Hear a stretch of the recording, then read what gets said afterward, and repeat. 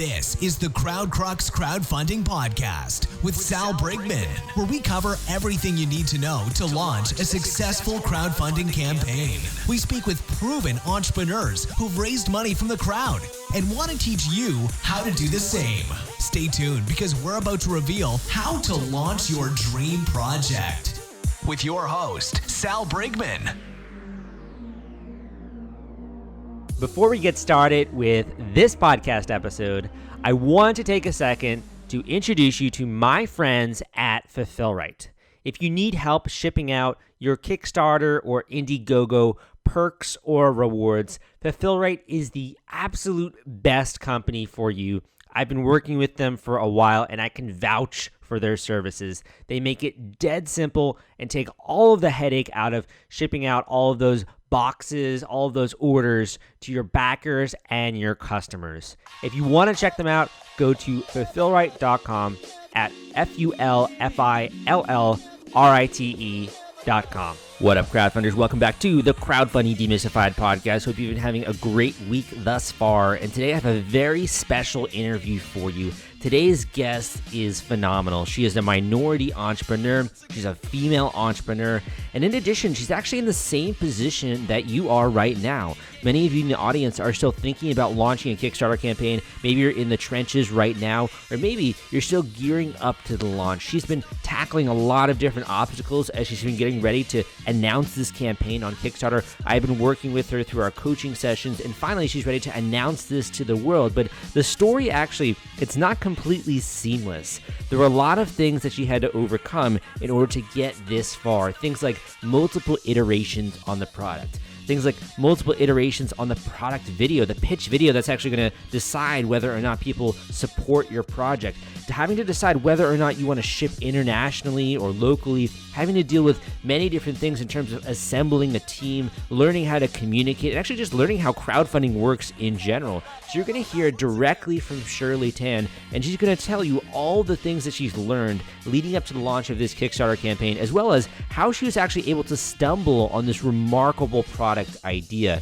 I think that a lot of times as entrepreneurs, we think about raising money, we think about selling products, but actually the most important part of the process is identifying and going after and attacking a problem that many people experience. And usually that starts with you. And in addition, in this case, Shirley actually suffered from the actual problem that her product solves. You're going to hear a little bit of that. I want to, talk a little bit about this because I think that all too often I have on, immediately successful entrepreneurs, people who have raised a ton on Kickstarter with crowdfunding campaigns on Indiegogo, etc.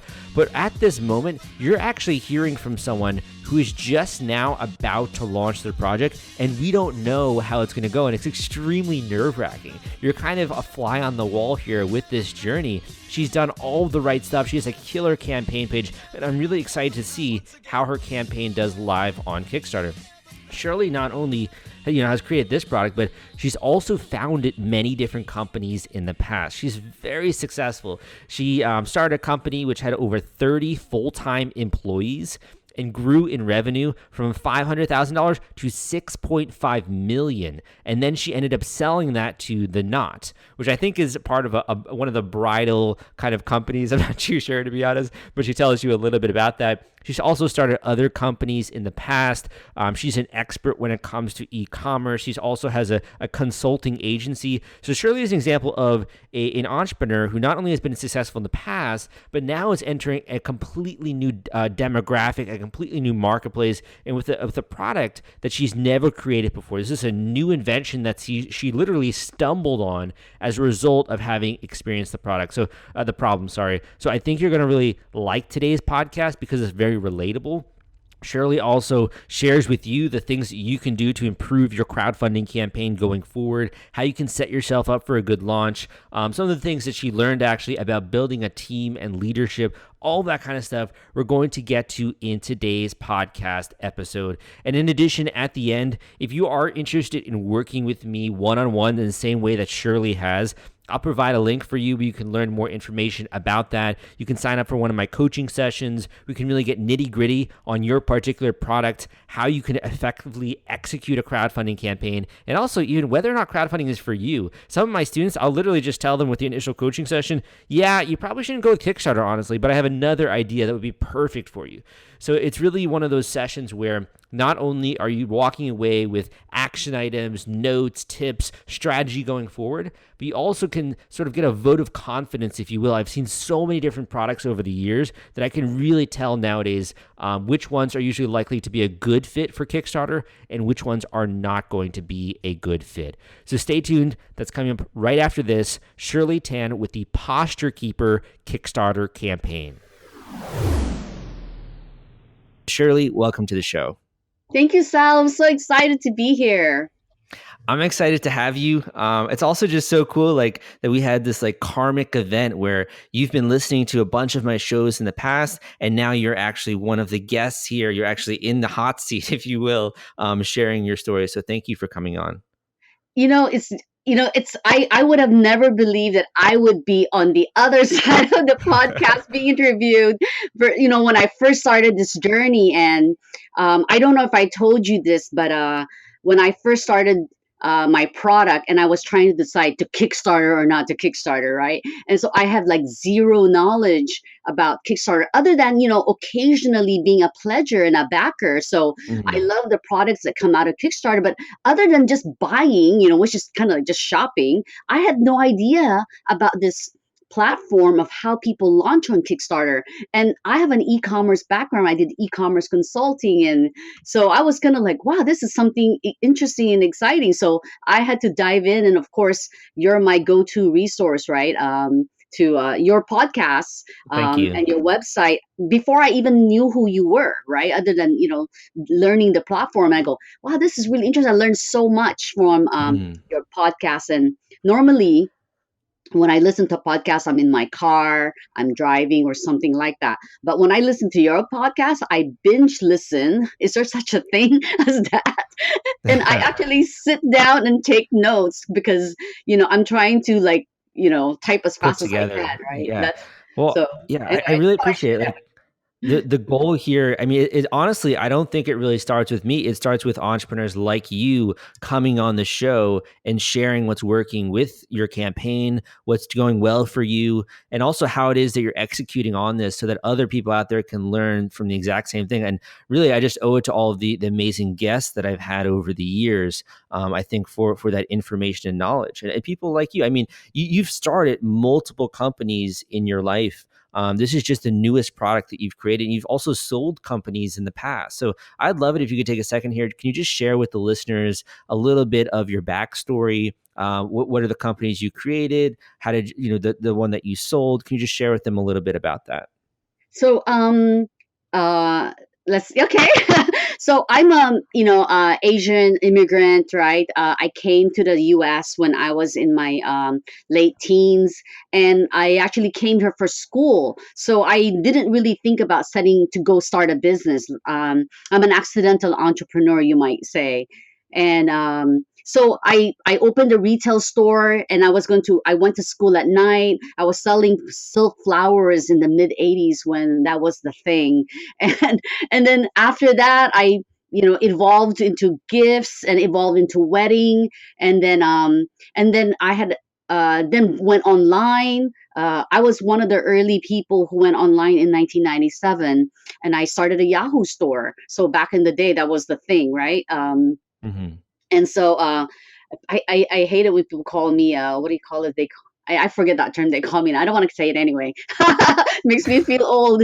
Well, you were one of the first. You were one of the first movers. Yeah, well, in 97, not the first, but, early, right? Really early on, when e-commerce was, still like hard coded, and you needed a webmaster to do all of that. So things are so much easier now, right? With the new. Totally. So you started with that store, just some early ventures, and then you ended up selling that one store. And I know you sold one company to like your business partner, and then one to like a larger company. Right. So what happened is, I wanted to really just focus on the online business, and my partner really wanted to just concentrate on the retail store. And really, I was the person who started the online business in the first place. I kind of like dragged him, kicking and screaming, like, "Hey, you coming or not?" Right. So Yeah. okay, fine. He wanted to continue the retail store, and I took the business. We split it up. I sold my share, et cetera, et cetera. And then after that, I took over the online store. The first day I took over the online store, our ranking on Google dropped. We like disappeared. So that was an interesting adventure as well. But we recovered, and 3 years later, let's see, was it 3 years? 5 years later, we sold that business, American Bridal, to the Knot, which is one of the largest wedding portal, I guess, in the world. Wow. Jeez. Yeah, that's So pretty impressive. so yeah, that was Um, that was very exciting. so basically, you not only are an immigrant entrepreneur, not only are you a female entrepreneur, which I think is just even more of a minority, particularly in the earlier days when entrepreneurship wasn't as popular. And in addition, I think just your entire career, you've been really hustling. Like you've been really working hard. You've been putting together great products, and it clearly shows. The fact that you've sold two different companies, and now you're working on this entirely new prototype. Well, first of all, like, congratulations. That's awesome. But I also just think that says something about your values and the hustle that you have. Well, thank you, Sal. I think a lot of people work hard. I think we do whatever it needs to be done. And I'm in my situation, I I don't think it's exceptional. I just think that that's just the way I am. In terms of, like, I come from a family of entrepreneurs. I didn't set out to be, but I think because I grew up in that environment, my dad was a gambler, risk taker. So I think there's a little bit of that inside, right? But Mhm. I think I'm a little bit more cautious than him, because I see what he did, right? So I learned from his experience as well, not in a judging manner, but just from what we learn from what we see in our environment. But thank you Yeah. for that. I think a lot of people work hard. So, and What I think one of the qualities too of starting your own company or starting your own business is being able to spot opportunity, and you sort of have had a history of that. I'd love to learn a little bit more about this opportunity that you recently started, because this is a different product in a completely different industry. Can you walk me through that in terms of the problem? Because it all starts there. When did you first experience the problem that led to the creation of this new product? so I have had health issues for the last 12 years. And it's the health issue that I'm experiencing is back pain, neck pain, radiating pain that just goes from my neck to my arms, right? So this, like, prickly pins and needle feeling, but Mhm. and there's nothing that really makes it go away, that other than Advil, or I've taken Lyrica and some of these other things that are Cymbalta or something. And all this medication is not only the expensive, I really, really worry about what they do to my body, right? Long term. So I would take them and I would stop. I would take them and I would stop, right? I would take them and the pain would go away a little bit, but I didn't want to live a life like that. I didn't want to keep taking these medicines that are just not good for you. Um, and so I was having all these issues, and I went from doctors to doctors, trying to just figure out what can I do to make my pain and my make all these sensation just leave me alone. Like, What? stop bothering me. Yeah. I Stop mean, causing what did the doctors tell you? Like when you go and visit a doctor and you go in and you say, "Hey, I've been having just aching pains in my neck, my lower back, etc." What would they say to you? they've all kinds of different diagnoses, right? Oh, you have radiculopathy. I can't even say it. It's all these medical terms. Oh, you have frozen shoulders. Oh no, you have pinched nerves. But nothing that is like an actual diagnosis. Oh, you have something stretched. Like, no more yoga for you. I mean, I Mhm. did all of these crazy things that each doctor said something different, you know, Mhm. and nerve tests. I mean, just all MRIs, brain scans. It's just insane. More than one MRI, more than one X-rays, right? So after Mhm. all these years of all of this, I just got more frustrated and more frustrated. And really, I just really thought that I would have to stop working. And basically, that's what my chiropractor said. You got to stop working. And I'm going, no, I can't do that. Right? That would Yeah, make me that's like crazy. built into your blood, you know. Well, I always kind of joke, right? And only half joking that if I ever stop working, I would drive my husband crazy because I'll have too much time on my hand, and then he would leave me, so Yeah. so just for self-preservation, I can't, stop working. So So basically, you tried all of these different solutions. You tried things that weren't working. You went into a doctor's. As we all know, doctor's visits are like really costly. Um, and nothing was working. So like, where then did the aha moment come? Like, where did that solution come from? So, even after numerous physical therapy, all of those things, right? And don't get me wrong, these things did help, right? But they didn't fix the problem. And I thought my situation was getting worse and worse. And so how I came arrive at this solution was one day and as I was sharing earlier, my chiropractor says you need to stop working. And I said, no, I can't do that. And that same day, just so happened the universe is like, sending me a message or something. My son was throwing out his backpack, and I was like, I wonder if I could, if something held me back and I wasn't leaning forward, which was what my chiropractor was saying that I was doing, causing all these bad behavior, right? He says you're leaning forward, your posture is causing all these bad behaviors, which is causing your pain. That was his most recent diagnosis, right? And is So that because of how you were sitting, basically? how I was sitting. I would sit, I would cross my legs, I would sit asymmetrical, I would put my leg underneath my other leg, right? I would twist and turn, especially, back then, right? You would answer the phone and you would hold your neck, crimping to the Mhm. phone, and you would type at the same time. I did that a lot. Yeah. No, Uh, quite frankly, just sharing here really quickly, that's something that because I work from home and I also work from co-working spaces, I'm on the laptop like all day. And, bad posture, I don't think it really matters like in 30-minute spans, maybe an hour, but after an entire day of that, you really feel it. Like I totally feel like my hamstrings are really tight, my lower back hurts, it aches. And I'm really young. Like I should not be having these aches and pains. Even as you get older, it's not natural to have that. And I think just human beings weren't meant to sit for this duration of time because it's very difficult to maintain good posture. I just think it's hard.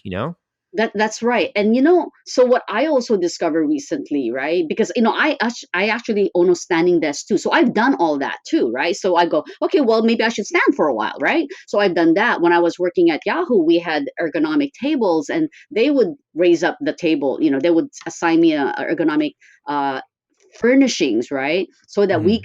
have all those pieces. But some people can't stand for that long, right? Like someone like me, I can't stand for that long. I'm wearing heels, my feet hurts, even wear flats, my feet hurt, things like that. You know, so what I discovered is not really, in this journey of trying to learn this category, this space, right, about posture and health. It's not so much that's the length of time that we're sitting, it's how we're sitting that is Mm. actually a big factor. So you can sit, but you have to sit properly. That's really the Mm. key. So then how is it that you were able to create something that addresses that core issue? That root cause of neck, back, shoulder pain. What is it that you created that actually addresses that issue? So before invented this product, right? The posture keeper. I tried other things too. I tried those posture correctors that you would wear underneath your clothes. Those even those things that support your waist. I forget what you call them. Um, Mhm. I know those what you kind of mean. like Yeah. people who carry heavy things. Then they would Yeah. wrap around their waist, right, or their hips, so that they control those muscles or give them Mhm. support for that the back brace. And I've Yeah. tried all those different things. I have like a closet full of those stuff. And I'm like, none of this stuff worked, for a long period of time. And when I started doing the prototype with the backpack that my son was throwing away, I was like, this actually really works because it wraps around the chair. So when I don't want to use it, I don't use it, right? And when I do want to use it, and I know that I'm going to be sitting for long periods of time, and put it on, I Mhm. put my arms through the strap. It just really helps us upright. It won't let you. I mean, posture keeper will not let you lean forward. So some people might feel like, oh, it's kind of like, strapping me down. Yes, Mhm. that's the secret sauce. Actually, the strap holds you in place, keeps you upright. When you start leaning forward, you just know your body tells you, the chair tells you, hey, you're leaning forward. So So you this is a device that you attach to your chair, your office chair, and basically whenever you're trying to lean forward, it lets you know don't do that. Basically, you're sort of constrained lightly, but it seems yes, like that sort of keeps you in a good posture throughout the day. It makes it so that you don't sort of slouch or hunch or go into those bad habits that we have every single day. that's right. Especially if you, so I, for the longest time, I sat at the edge of my chair. That's what I was mostly guilty of, right? I would sit at the edge of my chair and I would lean forward to the monitor. For some reason or another, I either want to be closer to the monitor or I'm peering into the monitor or I'm hunching over, right? So, but I would sit at the edge. So when you're sitting at the edge, there's nothing supporting you because if you at least sit back, at least part of your back is supported by your chair, right? But if you're sitting Okay. at the edge of your chair, you really got nothing. You're just like flailing in the middle of nowhere, right? And Yeah. it's not Yeah. designed to be used that way, right? So Okay. so So, when you use the posture keeper, there's a memory foam lumbar support system. Your curvature of your spine is aligned, and then with the strap being on your body, it opens up your chest, it puts your shoulder back, and then you could still work very comfortably. You wear it snug but not tight. Okay. Okay. Yeah, that gives me a good idea of what this looks like, and also how you might use it. Attaching to your chair. What I sort of want to know though is, you being having a history of starting different businesses, you having some experience there. Now you're entering this whole new realm of Kickstarter. So you've created this prototype. You have that in order. You've tested it out. It's been working for you. It's been helping with your own back pain and the pains that you feel. Now you hear about, the question is, how do you get this out there to the world? How do you actually share this with people, this solution? Because a lot of people like me suffer from back pain and lower back pain. So can you tell me a little bit about your Kickstarter journey? Like when you started to get involved with Kickstarter, what is it you were doing, and sort of some of those trials that you were experiencing in the early days? I had to interrupt this podcast episode because I want to introduce you to my friends at The Gadget Flow. Their product discovery platform reaches 22 million people per month. They've helped more than 5,000 crowdfunding campaigns thus far, and they have a social media following of more than 700,000 followers. If you want to gain access to their marketplace and list your own product, you can go to thegadgetflow.com/submit and list your project today. So, as I was sharing, right, Sal, I really listened a lot to your podcasts in the early days when even before I made the decision to do Kickstarter. So I had this extensive notes of like, what should I be doing? What are the steps that I should be doing? I'm very process oriented. So I like to be prepared, right? And so I started going through the list, like I need to build a team. I need to get my email list going. I need to, you know, understand who are the competition, what did they do right, what can I learn from them, look at all the campaigns that didn't do well, what are the commonalities. So the really deep dive into the Kickstarter platform. Once I made that decision to go do that, I really went all in and take combining my notes from your podcast, notes from from your website, other resources as well.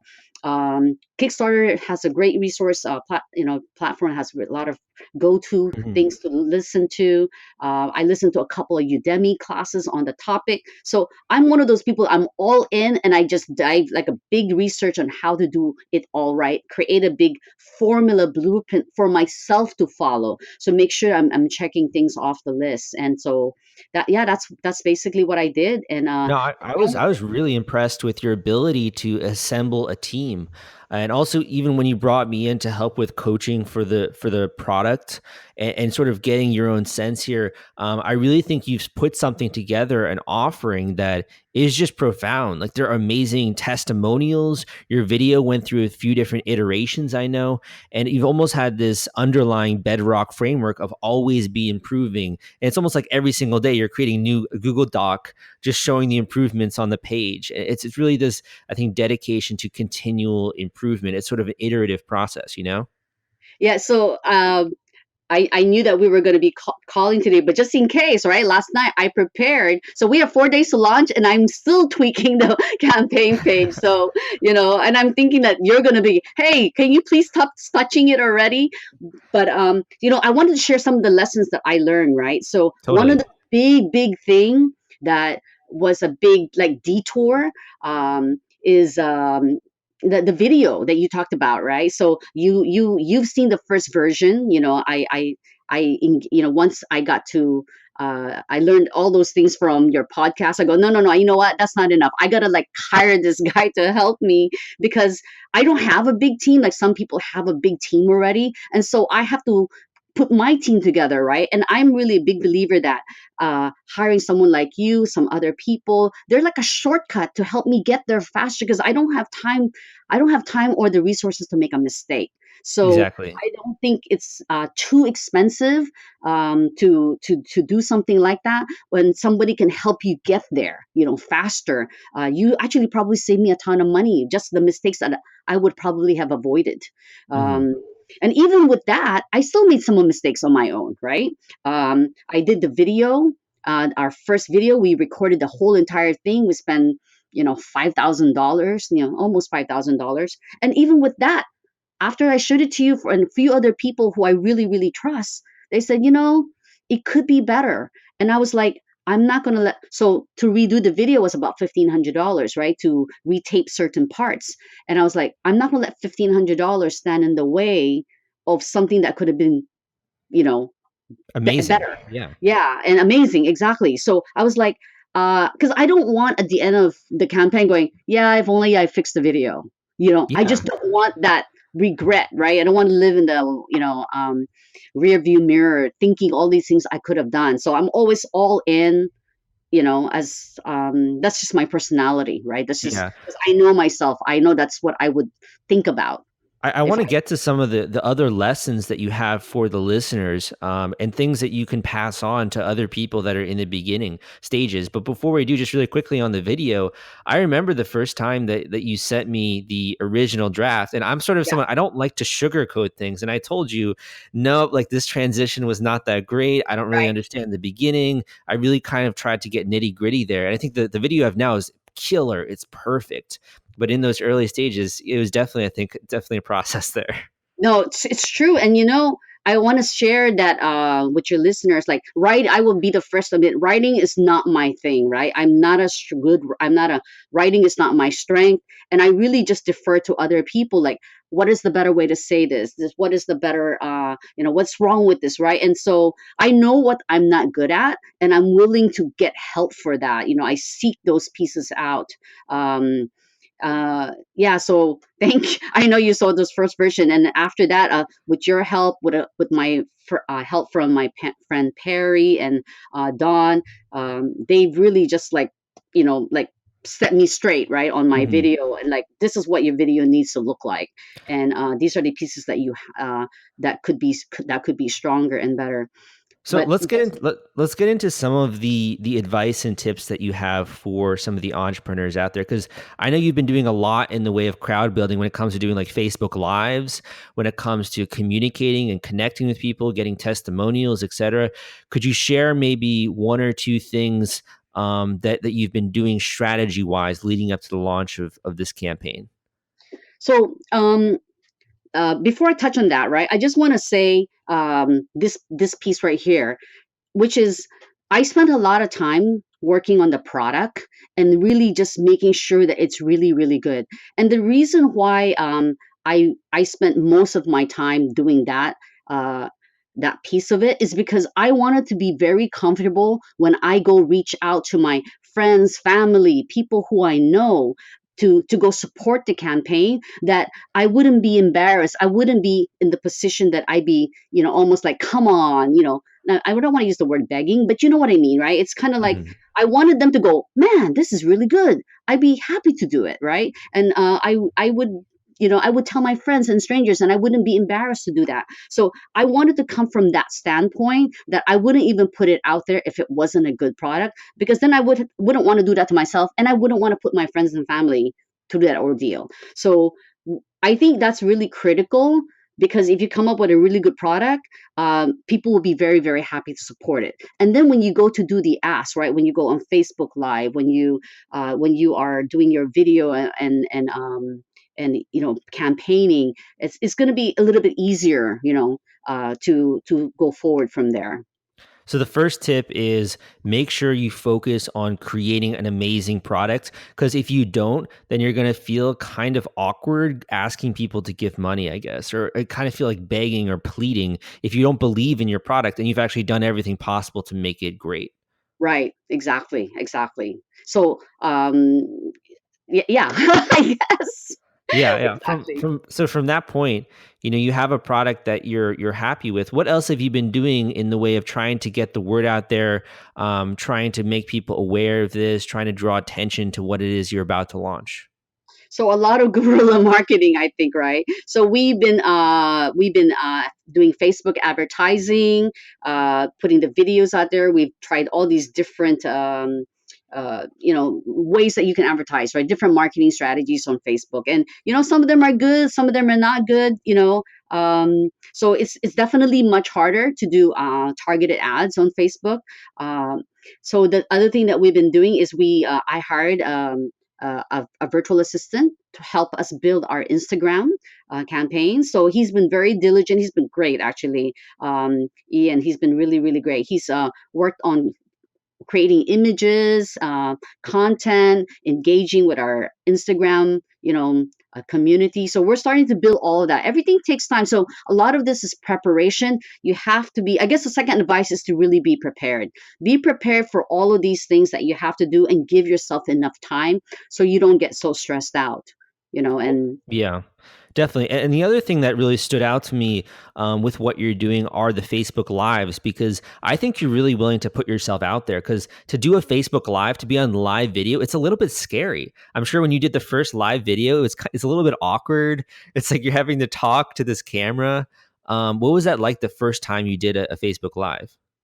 So before I did Facebook Live for Posture Keeper, I actually did a lot of Facebook Live for myself, right? So I started this journey in the beginning, and I gave myself a 100-day challenge 100 days ago, saying, okay, I'm gonna have to get used to talking onto the camera. And actually, that's like the thing I really don't like doing. It's, if you know me, I like to be behind the scenes. I don't want to be the face, right? But I knew that I would have to be, when you're the inventors, like, who else are we going to talk to, right?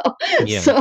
So and I don't have somebody else, to be the face, right? So I was like, I just have to muster up the courage to do it. So I gave myself a 100-day challenge, and I started every other day or something like that on my personal Facebook page, just to get out there. It's like, and the struggle is like, what am I going to talk about? And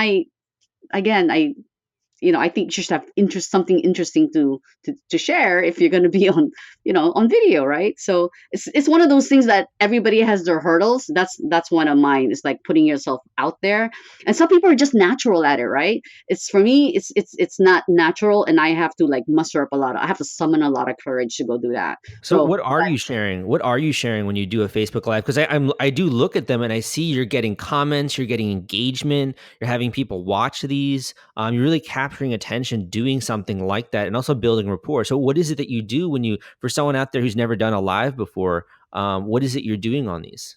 So my Facebook Live strategy, if you want to call it that, is really just to show what Posture Keeper, because Posture Keeper is so new, right? And I wanted to get ahead of the conversation of like what I started thinking, what would some people say, what would they like about it? What would the common questions that they would have? What would be the FAQ? And basically, I just took the FAQ, right, that we printed on our website and on Kickstarter, and I just started answering those FAQ questions, because I know that that's coming up, right? So why not get ahead of it? Why not let people go, oh, I didn't realize that's what that does, or oh wow, look at that, I didn't know that. So just trying to get ahead all those possible questions that people would have is a great, it's a good Facebook Live content, I think.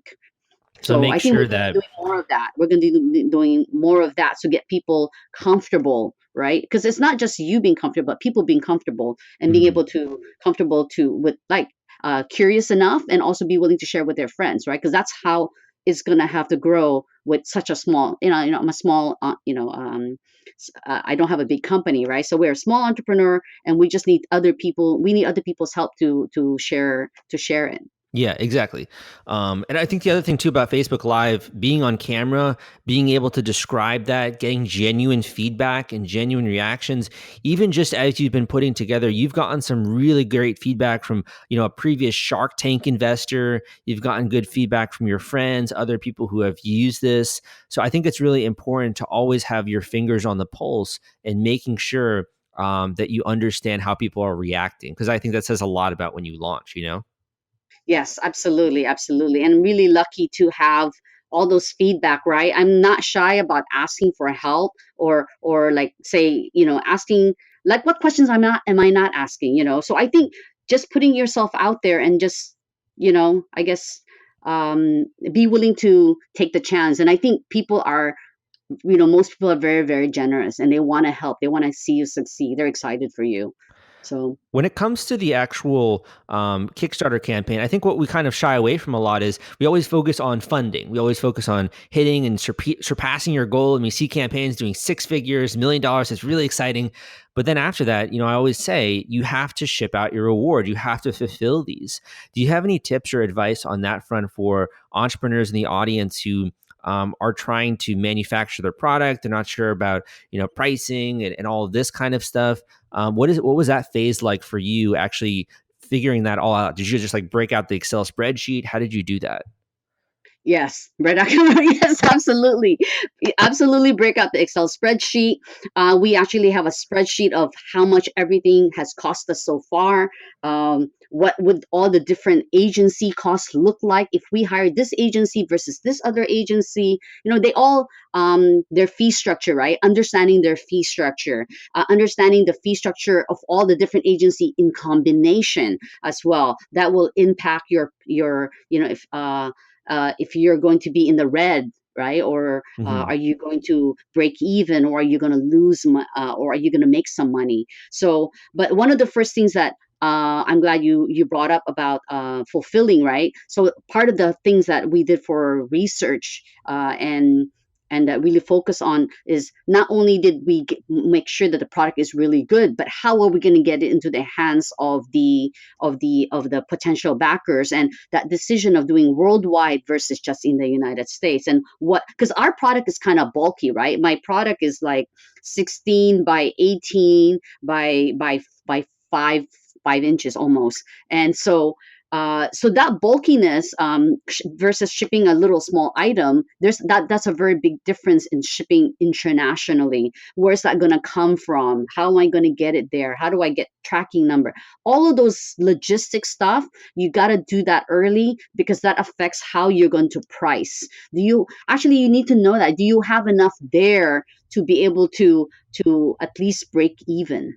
Hmm. In combination to all the other factors, like which agency you're going to hire, how much is their cut, right? So you could go upside down. There was a bunch of scenarios that we did on the spreadsheet, and there was a bunch of scenarios that we would have been upside down had we not anticipated for some of the pieces. Yeah, and I think that idea of international shipping versus shipping just only in the United States, that was a big question when it came to your project, because I know that was something you were asking me, is like, should we open this up to the world? Then we have to figure out the shipping. Can you tell me a little bit about like that dichotomy and what you ended up choosing there with international or just keeping it domestic? I'm speaking to the crowdfunders in the audience who have already launched a Kickstarter campaign, or have actually even successfully run a campaign. And the reason is, I think you will understand this pain point most. And that is, when you finally do raise money on Kickstarter or Indiegogo, The hardest part is not collecting the cash. The hardest part is shipping out all of those perks and rewards to your backers. It is a nightmare, my friends. It's a lot of spreadsheets, it's a lot of headache, and it's a lot of stress. That's why I recommend BackerKit. If you have not heard of BackerKit, they help you collect surveys, they help you collect data, and the entire fulfillment process is just so much easier and so many less spreadsheets when you use their software. You can check them out at backerkit.com and use CrowdCrux for a special discount. So, I had a lot of angst on that. I had like weeks, that I just been like, how should that be structured? And in the end, right, what we decided to do was for we wanted the world to have it. Sitting and working at the desk is a worldwide behavior, right? It's not, just to America. And so I wanted to make sure that the product reaches as many people, even if we didn't make money on our first campaign. As long as we get the social proof, as long as people get in their hands and they say, hey, we love this product, more people should buy it. I think that's one way to look at your Kickstarter strategy, right? Can it catapult your product to something, to the next version of getting the word out? So that's one factor that I considered in planning all of this. So in our pricing structure, we decided that we're going to subsidize some of the shipping. So I got these rate sheets from a couple of the after fulfillment companies, I guess is what you want to call them. Mm-hmm. And I gave them the measurement, the weight, how much would it cost me to ship things to Brazil? How much would it cost me to ship things to Sweden, right? What if I ship them from the US versus if I ship them from China, right, where this product is being made? So what we decided to do is subsidize some of that shipping and make it be affordable to worldwide so that we can get it to their hands. And so in the US, I think we're charging $10, which is it cost me, I actually have been shipping some of these samples across to some of the PR companies, right?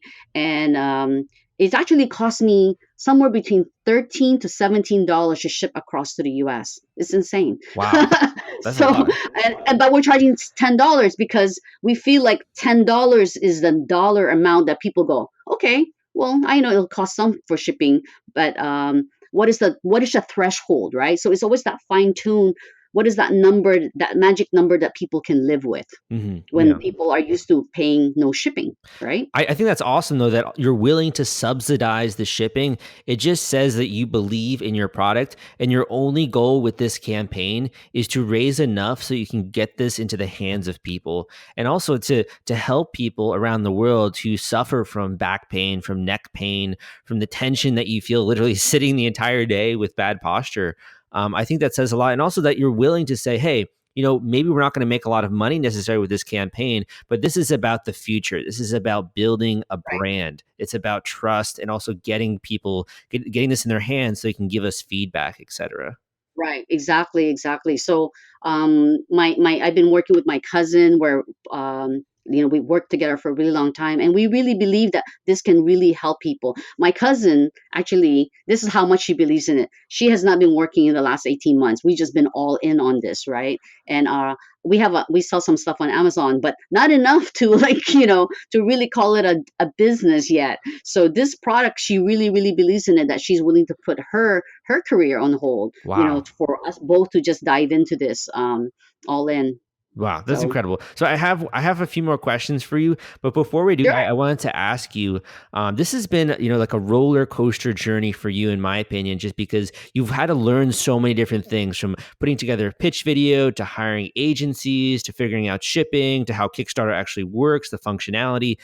For you, what's been the most rewarding part of this? Like, what has allowed you to stay up late at night and be able to work on this? What is it that you've been finding that has been most rewarding for you of this journey so far? I would say that, I touched on this earlier, right? There's a lot of really generous people, and I've been very lucky to meet someone like you, the factory guy that we've been working with. He's been I would text him at 11 o'clock at night, on WeChat, right? I drive him crazy about this little detail, that little detail. And so there's so many examples of this, of people who are generous with their time and their advice. And so that's been rewarding, really, really, really rewarding. And I think the other thing that keeps me going is that I know that this will help people. I Mhm. just know without a shred of doubt. Showing this to my orthopedic surgeons, showing it to 3 or 4 chiropractors. I have another orthopedic surgeon that's looking at the product right now out in Florida, and they're like, it's a specialized group that specialize in spine and all of those things. So I'm just so confident. And oh, by the way, he said initially feedback's been good, so he's going to write me up something. I can't Nice, wait to see nice. what that looks like. So, so all of those pieces that people are just contributing because they see that I believe they see that it will work. That's why people are like so generous. Yeah, You you've know, had a few doctors actually give you testimonials on this. And I think yeah. you're gonna get a lot more also. I think because we're recording this before you go live, but you're gonna go live pretty soon next week, and this is gonna be out there for the world to see. And if you do suffer from neck pain, you suffer from lower back pain, you're sitting in an office chair all day. Maybe you tried out some other stuff, but it just really hasn't worked. I urge you, go and check out this new campaign for Posture Keeper.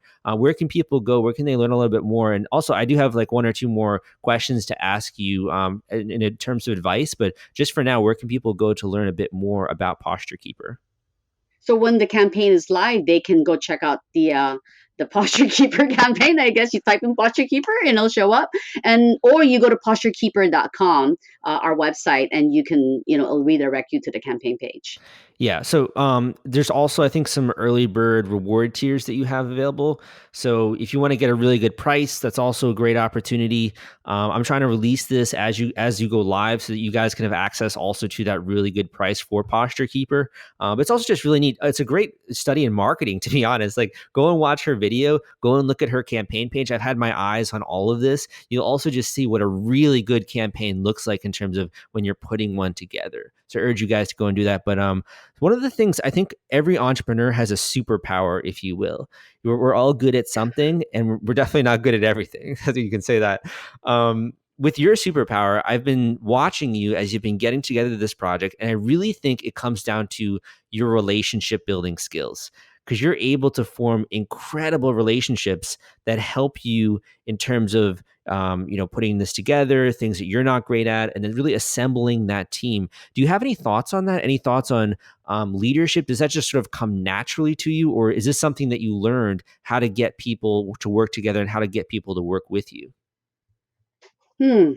I never thought of it that way, but um, if that is one of my skills, I would say that I always try to think from the other person's perspective. It's like I always think, what is this other person looking at? Why would he do it, or why would she do it? Right? What's in it for them? And then, like, how can I help them?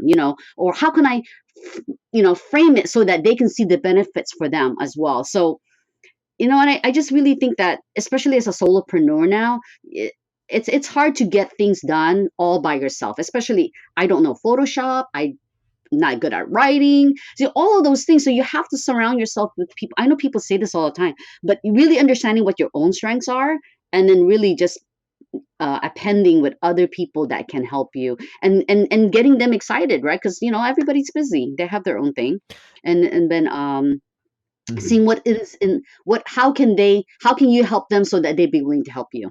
So putting yourself in someone else's shoes. And also, I think you're really good and diligent when it comes to organizing, when it comes to like putting together Excel spreadsheets, putting together Google documents other people can access, and sort of like organizing all of that. That's a set of skills that at least from working with you, I noticed that you're very good at. I think that comes from just, I'm a worry word, all right? So I always tell the factory guy, I'm a worry word, so I'm going to ask you this question. So I think that comes from that part of me, right? All of us, we have our thing, right? Quirks. So because of that, I do have a tendency to over prepare, right? I prepare, and I guess it's just me. And I think for people who are not worrywart, I think, I think they still see a lot of value in being prepared and anticipating what could go wrong, what is the best case scenario. Then, because you also have to plan for success, right? You have to plan for success. If this happened, then what, right? Mhm. And sort of looking into the future, that's your role as a leader, is to be the one to look into the future and to plan for things, and also to make sure everyone is on the same page, literally, that everyone's, having the same vision, everyone knows what you're trying to achieve. I think that quite frankly comes naturally to you, but it's something that I'm still working on in my life. And it's also watching you build these relationships. You have this really unique way, in my opinion, of not only putting yourself in someone else's shoes, getting how you can deliver them value, but also doing it in sort of a personalized way and bringing a bit of your personality into the business interaction. Because business usually you think like stale, you think like boring, corporate suits, but you sort of make it more personal. And I think you go that extra length to develop that relationship, Thank you, Sal. I've never been a formal. I'm quirky, dorky. I like to have fun. So yeah, that's why the corporate thing didn't work out. Didn't work out for me either. So that was okay though. I really seriously, if that didn't happen, I'd probably still be standing at my standing desk over there. Yeah. So I'm glad I'm doing this instead. Totally. Well, Shirley, thank you so much for coming on the show and sharing all of these great lessons, these things that you've learned, and also just for being, I think, a pillar when it comes to, we need more female business owners. Like, we need more females, entrepreneurs, and, hashtag girl bosses, people that are running Kickstarter campaigns, because it allows other people, I think, to show that it's possible. I think you were also probably inspired by some of the other female entrepreneurs that have been on Kickstarter. So absolutely, so many. There's a lot of people. Yeah, it's just like, it makes me feel like, hey, you know what? They're sharing their story, and they I sit on the shoulder of giants, right? So I'm just we're so fortunate, so fortunate to be living where we live and the resources that are available. It's really amazing. So thank you, Totally. Sal, for what you do for our community, because again, I would not have started this journey.